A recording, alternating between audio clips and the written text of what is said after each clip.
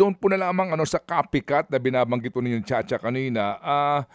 Well, if we may just humbly suggest perhaps kasi doon sa binabanggit nyo na yung iba natuto doon sa balita sa Tacloban na wala palang pananagutan, hindi pala makukulong, wala palang criminal liability itong gantong mga edad, etc.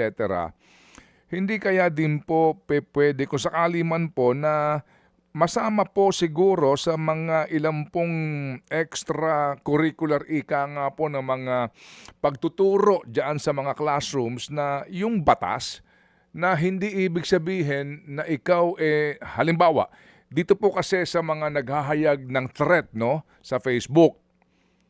And then pagkatapos niya mag-threat, walang pasok, 'di ba? Yan po magiging epekto nito. At pagkatapos pag na-trace siya, meron lamang pong interview yung social worker dahil nga sa light offense, ganun na lang, pauuwiin na lang po din. So yung iba, sinasabi na, pag ginawa ko pala, wala pala akong pananagutan, baka lang pwede natin makuha sa DSWD, ano ba ang standard dyan? Kasi pag ginawa mo yan, maaring okay ngayon, lusot ka, pero pag ginawa mo pa ulit yan, meron ka ng confinement doon sa Bahay Pag-asa. Baka kasi yung iba hindi alam na may Bahay Pag-asa at kung ano yung buhay doon sa loob ng Bahay Pag-asa. Tama po yan, Manong Ted. Kailangan po kahit po yung parent po may misconception about doon sa batas na yon.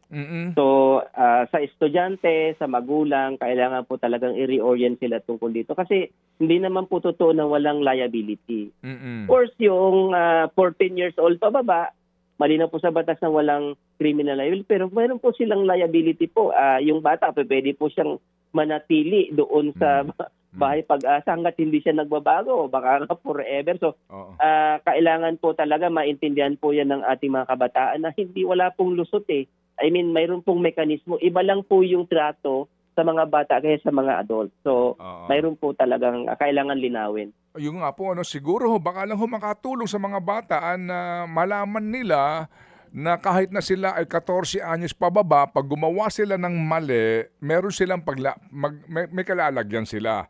Okay, hindi ka sa city jail, pero doon, alam mo ba na wala kang gadget doon? Na doon ka confine ka doon. Maaari ka rin, 'di ba sir? I mean, para lang ho natin mapagtulong-tulungan nga na mabawas-bawasan po itong gantong insidente na nauuso na tila baga ngayon yung mga kulang sa pansin o kaya po masama din po ang trato sa kanila pong tahanan, inilalabas ng bata yung kanya pong frustration sa social media and then nagbibigay po ng threat, at nakakaapekto rin po naman sa buong paaralan eventually. Opo, at salamat, maraming salamat po Manong Ted na nakita nyo rin yung role ng of course yung media, malaki pong bagay po kasi yung po talaga yung madalas na na avenue na pinapanood ng mga magulang natin. So tama po kayo, tulungan po talaga ito lahat ng sektor at lahat ng mga partners ng DepEd.